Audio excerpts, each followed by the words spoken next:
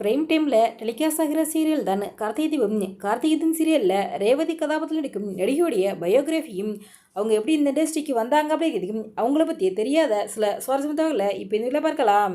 கார்த்திகை தீபம் சீரியலில் ரேவதி கதாபாத்திரத்தில் நடிக்கும் நடிகையுடைய நிஜ பெயர் வைஷ்ணவி. இவங்க பிறந்தது வளர்ந்தது எல்லாமே கேரளாவில் தான். இவங்க கேரளாவில் தான் தன்னுடைய ஸ்கூல் அண்டு காலேஜ் ஸ்டடீஸை படிச்சிருக்காங்க. இவங்களுக்கு சின்ன வயசுலேருந்தே நடிக்கணும் அப்படின்னு ஆசை இருந்துச்சான். படித்து முடித்ததும் சீரியலில் நடிக்கணும் அப்படிங்கிறதுக்காகவே கேரளாவில் நிறைய ஆடிஷன்லாம் கலந்துக்கிட்டாங்க.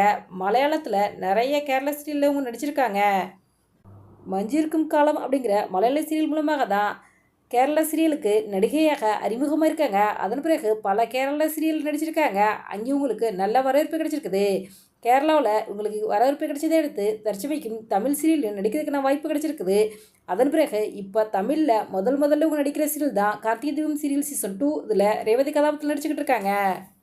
கேரளம் சீரியலில் இவங்களுக்கு எப்படி வரவேற்பு கிடைச்சிச்சோ அதே மாதிரி தமிழ் சீரியலுக்கும் இவங்களுக்கு நல்ல வரவேற்பு கிடைக்க நம்மளுடைய சேனல் சார்பாக வாழ்த்துக்களை தெரிவித்துக் கொள்கிறோம். கார்த்திகை தீபம் சீரியல் பார்த்தீங்கன்னா ரேவதி மகேஷை காதலிக்கிறாங்க. தன்னுடைய அம்மாட்டே சொல்லிடுறாங்க, நான் மகேஷை தான் காதலிக்கிறேன், மகேஷை தான் திருமணம் முடிக்குன்னு சொல்லிடுறாங்க. உடனே ரேவதி அம்மாவும் அதுக்கு சமான்னு சொல்லிடுறாங்க. உடனே ரேவதி மகேஷ்க்கு ஃபோன் பண்ணி, அம்மா நம்ம கல்யாணத்துக்கு ஓகே சொல்லிட்டாங்க, நீ உங்கள் அண்ணியை கூட்டிக்கிட்டு பொண்ணு கேட்டு வீட்டுக்கு வா அப்படின்னு சொல்கிறாங்க.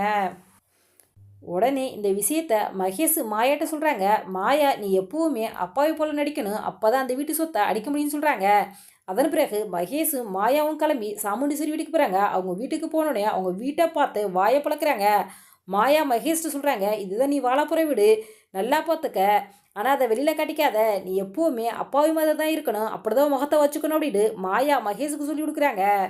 சாமுண்டீஸ்வரி வீட்டுக்கு போனோடனே சாமுண்டீஸ்வரி இவங்களை வரவேற்கிறாங்க. இந்த திருமணம் நடக்கண்டா மகேஷ் என் வீட்டோட மாப்பிள்ளையாக வரணும், அப்போ தான் என்னுடைய பொண்ணு ரேவதியை மகேஷுக்கு கட்டி வைப்பேன் அப்படின்னு சொல்கிறாங்க. அதுக்கு உடனே மாயாவும் சம்மதம் சொல்லிடுறாங்க. சாமுண்டீஸ்வரி மாயா கிட்ட உங்கள் வீட்டுக்காரி எங்கே, உங்கள் வீட்டுக்காரி பேர் என்ன அப்படின்னு கேட்குறாங்க. அதுக்கு மாயா என்னுடைய வீட்டுக்காரி இறந்துட்டார் அப்படின்னு சொல்லிட்டு அவங்க வீட்டுக்காரி பேரை சொல்கிறாங்க. அதை கேட்டேன்னு சாமுண்டீஸ்வரி, அவர் எங்கள் செங்க சொல்லியில் வேலை பார்த்துற மாதிரி தெரியுதே அப்படின்னு கேட்க, மாயா அதுக்கு இல்லை அப்படின்னு சொல்கிறாங்க. உடனே கார்த்திக்கு ஏன் மாயா பொய் சொல்கிறாங்கன்னு சந்தேகப்படுறாரு. அதுக்கப்புறம் மாயாட போயிட்டு கார்த்திக் கேட்குறாரு, ஏன் நீங்கள் உங்கள் வீட்டுக்காரர் அங்கே தானே வேலை பார்த்தாரு செங்க சொல்லியில், ஏன் இல்லைன்னு சொல்லிட்டீங்கன்னு கேட்குறாங்க.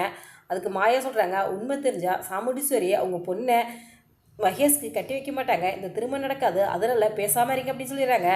அதன் பிறகு பார்த்திங்கன்னா மகேஷுக்கும் ரேவதிக்கும் திருமணம் நடக்கிறதுக்காக திருமண நிச்சயதார்த்தத்துக்கு வேலையெல்லாம் நடக்குது. நிச்சயதார்த்தத்துக்கு புடவை எடுக்கிறதுக்காக ஜவுளி கடைக்கு போடுறாங்க. அங்கே போய் புடவையும் செலெக்ஷன் பண்ணி வாங்குறாங்க. அதுக்கப்புறம் நிச்சயதார்த்த மோதிரம் வாங்க சுட்டி எல்லோரும் நகை கடைக்கு போகிறாங்க. நகை கடையில் மோதிரம் செலெக்ஷன் போது கார்த்திக் சொல்கிறாரு, பொண்ணுக்கும் மாப்பிள்ளைக்கும் ஒரே மாதிரி மோதிரம் வாங்கலாம் அப்படின்னு ஐடியா கொடுக்குறாரு. இதெல்லாம் பார்த்துக்கும் தெரியவில்லை, இந்த விஷயம்லாம் உங்களுக்கு எப்படி தெரிய கேட்க, அதுக்கு கார்த்திக் ஏன் டிரைவராக இருந்தால் இதெல்லாம் தெரியக்கூடாதா அப்படின்னு பதில் சொல்கிறாரு.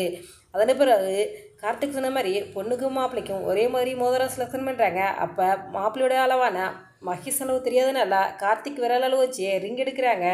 மறுபக்கம் சந்திரகாலா சிவாண்டியை சந்திச்சு, என் அக்கா சந்தோஷமாக இருக்கா, அவள் சந்தோஷமாக இருப்பதை பார்க்கும்போது ஆத்திரமாக இருக்குது, அவள் சந்தோஷமாக இருக்கக்கூடாது, இந்த நிச்சயம் நல்லபடியாக நடக்கக்கூடாதுன்னு சொல்கிறா. இதை கேட்ட சிவாண்டி சந்திரகலாவிடம், உனக்கு ஏன் என்ன பிடிக்கும் என்று கேட்க, சந்திரகலா எனக்கு உங்களை பிடிக்கும், அதனால தான் எங்கள் அக்காவை பழிவாங்க நினைக்கிறேன்னு பதில் சொல்கிறாங்க. ரேவதி மகேஷ்க்கு ஃபோன் பண்ணுறாங்க. ஃபோன் பண்ணி கல்யாண வேலையெல்லாம் நல்லபடியாக போய்கிட்டுன்னு சொல்கிறாங்க. மகேஷ் மாயாவிடம் திருமணம் செய்துக்கிட்டே ரேவதிட்ட அப்பாய் போல் அம்மா அம்மான்னு பேசுகிறாங்க.